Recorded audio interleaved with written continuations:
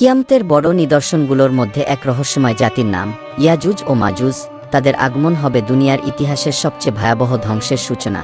আজকের ভিডিওতে আমরা জানব তারা কারা, কোথায়, কিভাবে আটকানো হয়েছে, কবে বের হবে এবং তখন কি ঘটবে।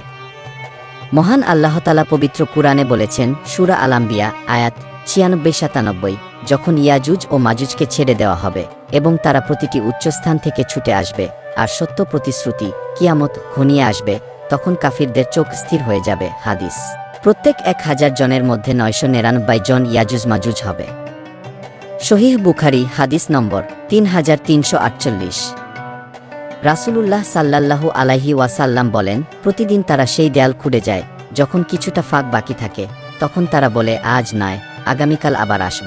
কিন্তু ইনশাআল্লাহ না বলায় রাতের বেলায় দেয়াল আগের মতো হয়ে যায়। একদিন তারা ইনশাআল্লাহ বলবে, তখনই তারা বের হবে। তিরমিজি হাদিস নম্বর ৩১৫৩।